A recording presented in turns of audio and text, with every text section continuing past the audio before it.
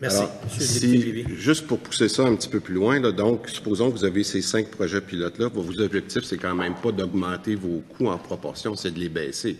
Si vous êtes capable d'avoir des meilleurs coûts d'opération, soit en termes de salaire, soit en termes de location d'espace, votre objectif, c'est de baisser vos coûts puis d'augmenter vos ventes. Si vous réussissez ça, je repose ma question, est-ce que votre objectif, c'est d'en payer plus au gouvernement ou de baisser vos prix de vente avec les économies que vous allez faire? M. Brunet? Oui, Monsieur le Président. En fait, on travaille, moi, je dirais, sur les 2 aspects. Premier aspect, au niveau de la majoration. Si vous me permettez qu'en ce moment, là, en termes de prix, on a étiré l'élastique pas mal. Là. Quand on est rendu à la moyenne des bouteilles de vin à 16 $ puis qu'on en trouve de moins en moins à des prix raisonnables pour nos familles, puis est-ce que vous réalisez ça? Puis c'est un de vos objectifs de baisser Absolument. On réalise ça et on comprend M. ça. Brunet, allez-y.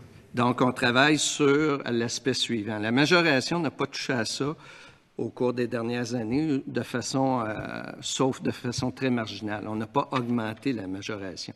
Par contre, on a fait des essais parce que vous comprendrez que dans le modèle, c'est une équation qui est un équilibre fragile entre les revenus de l'État et le prix des consommateurs. Et là, on a travaillé là-dessus au cours de la dernière année pour justement aller dans le sens que vous avez amené, c'est-à-dire pour enlever puis se donner un peu de place au niveau du prix pour le consommateur. Donc ça, on a travaillé là-dessus. Les champagnes, dans le fond, ça a été une des initiatives qu'on a fait récemment qui nous a permis de repositionner le prix des champagnes à la hauteur de l'Ontario, donc ça nous a permis de baisser. Cependant, pour nous, bien évidemment, on doit travailler avec les 2 côtés, c'est un équilibre, il faut ramener les revenus et travailler sur le consommateur. Monsieur le député de Lévis. Juste pour terminer là-dessus, parce que j'apprécie vos réponses, donc il faut que les gens comprennent bien que quand vous parlez de la majoration, là, c'est le fameux 57-58 % que je parlais tantôt, vous payez 5 et quelque chose et vous le vendez à 12 $.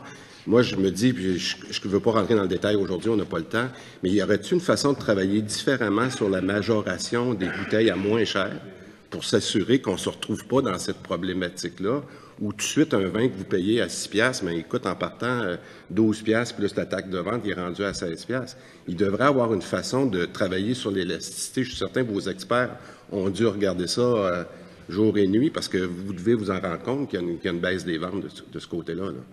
M. Brunet. Monsieur le Président, en fait, oui, on travaille là-dessus de façon intense, je peux vous dire ça, mais c'est pas, ça fait partie de nos projets de regarder tout l'aspect de la majoration. Mais c'est une équation qui est très engageante, là. Si on parle juste des 20 15 $ autour, c'est 2 à 300 millions des profits du dividende qui sont là-dedans. Fait qu'on joue avec des gros chiffres.